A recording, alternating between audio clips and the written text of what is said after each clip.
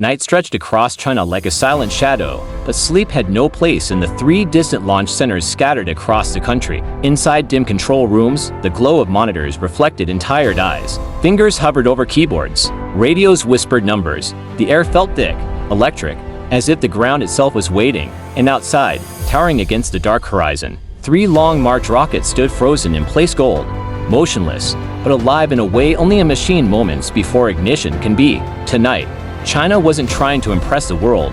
Tonight, it was challenging time itself. Before dawn even broke, Long March 6A exhaled a thin stream of white vapor, as if preparing its lungs for the fire it was about to unleash. This rocket carried broadband satellite species of a future network designed to stretch across deserts, mountains, oceans, everywhere. Inside the control room, the first team of engineers was on edge. Their mission was the opening move of an unprecedented 19-hour sequence. Failure here meant failure everywhere. The countdown lit the room with harsh red digits. 3, 2, 1. A thunderous blast ripped through the air. The earth trembled, and in a burst of flame and sound, Long March 6A rose upward, slicing through fog and disappearing into the sky. Minutes later, a calm voice announced, "Payload deployed. Orbit achieved." A breath of relief passed through the room. A few tired smiles. No celebration.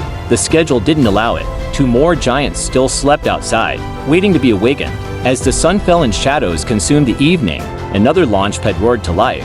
Long March 4B stood ready, its mission wrapped in secrecy. On board was Yaogan 47, a satellite believed to carry surveillance capabilities far beyond the public eye. A machine designed to observe the world from the silence of orbit. Technicians moved with surgical precision, their faces lit only by cold blue screens. The rocket engines ignited with a deep, rumbling growl that rolled across the night like distant thunder. It lifted slowly, powerfully, leaving a molten trail behind it. Minutes passed with agonizing slowness. Then confirmation. Yaogan 47 was in orbit. No applause, no cheers, just a nod between exhausted engineers. The night wasn't over. The final and most dangerous launch still waited. Hours drained into each other. Coffee turned cold. Muscles stiffened. Eyes grew heavy. But at the far edge of a different launch site, Long March 3B stood tall beneath floodlights, steam curling round it like breath on a winter night. Its payload TJSW-2 was a mystery cloaked in more questions than answers. Some said quantum communication. Others whispered about anti-jamming capabilities. Whatever it was important enough to demand perfection.